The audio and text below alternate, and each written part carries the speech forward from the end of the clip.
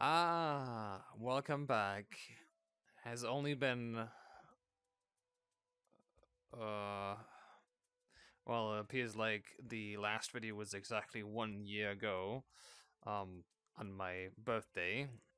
Well, a lot of things have happened since then, so we'll have to play some catch-up game. Let's see, the last version was 5.13. We are on 5.40 right now. There were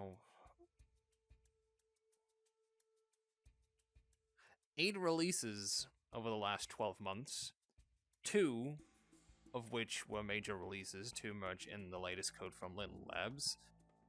In those major releases, PBR got fleshed out a lot more, a lot of bugs were squashed, crashes were fixed, performance was drastically improved, several new features were added, and some old ones made it back, including sepia, grayscale, and posterization.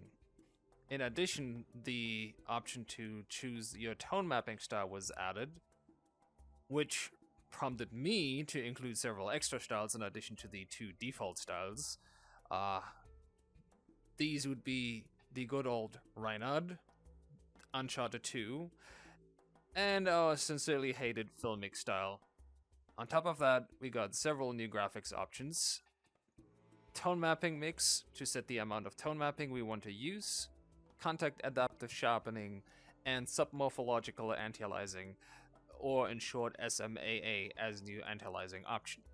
There was also a very, very nasty zoom crash plaguing the viewer that was ultimately squashed like the bug it was. So this brings us to today, update 5.40. This is a really special one, one that I've been waiting for 5 years. It's not just any update, it's the update. The POSA update. The POSA has gotten a massive upgrade. The interface got a facelift. I reorganized it a little bit, added buttons for most of the features that were hidden in the right-click menu. God, I hope you knew about that. And made fancy little icons for those too. I re-enabled every transform type for every bone type. So, rotation, position, and scaling for skeleton bones, attachment bones, and collision bones. Everything is back on the table, boys. But wait, there's even more. After 5 years of waiting, the POSA gets the visual rotation tools it always deserved. Thanks to Beck Janus from Firestorm, who implemented it into the Firestorm POSA, I added them, and I fixed some tiny little leftover issues with it, particularly the axis flipping in certain directions. At least I hope I fixed all of these cases. Beyond that, I also added visual position widgets as well. Though, keep in mind, they might be a little less fleshed out than the rotation tools. They were a very quick 6-hour crunch that I threw in between when I should have instead been working on this video, this one. But it's there, it works for the most part, and both can be toggled, so yeah. This should make posing infinitely easier for you. However, these tools are not mass tested yet. They might not yet fully work on every bone pod.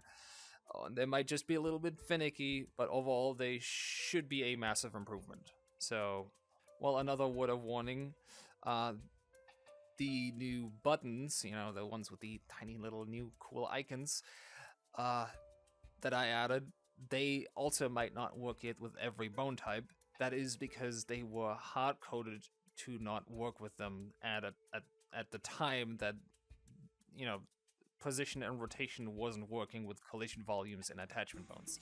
So they were stupidly excluded. My fault.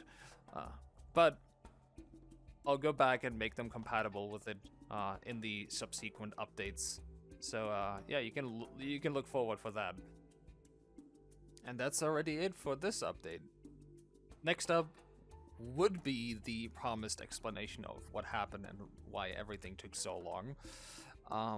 However, after recording this entire video and reviewing the footage, I decided against the original footage and went back to re-record, well, this, mostly because of things that weren't satisfying to me, but also because this section was way too big and emotionally laden, or whatever you call it. But yeah, instead I'll condense it down to a TLDR with the most important part. Last year was filled with severe burnout, depression, and health concerns, and the ever dwindling support, most of which I managed to work through one way or another. The severe burnout, I think, doesn't need much explanation. It has been almost 14 years since I've started making viewers and dealing with the excruciating pain that is Linden Labs and dealing with Second Life's questionable progress, you know. Depressions have been a long-running thing. I mean, who isn't depressed nowadays, right? How can you not? Just look around. But there have also been other things that hit me quite hard. Then I was reminded of my fleeting mortality.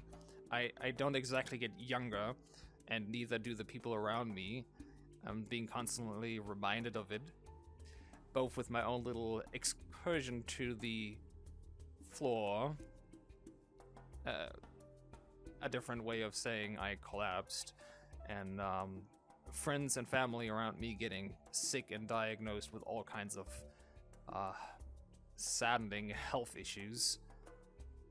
And lastly, the dwindling support, which I fault the current economy for, and the lack of updates, which were largely due to the previously mentioned issues.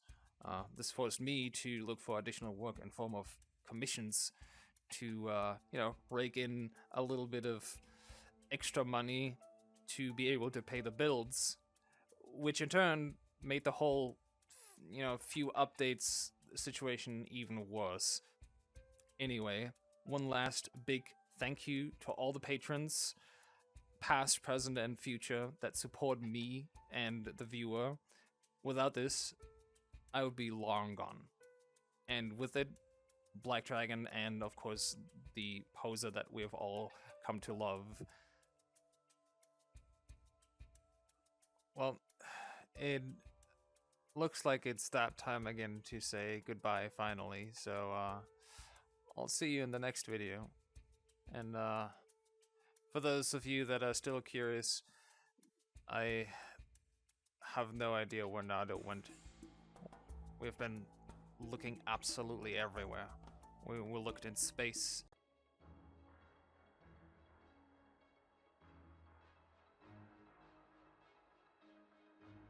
We looked on the bus.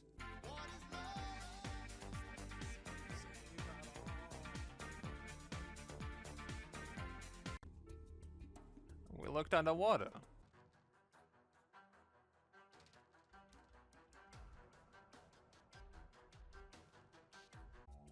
And heck, we even looked in that one place. What's it called? Oh yeah, the back rooms. He's not here. Well, maybe we should be checking over there. We couldn't find him. I don't know where he is. We don't know where he is. We don't know anymore where to look. So, yeah. Sad news all around. Anyway, that's it. Bye-bye.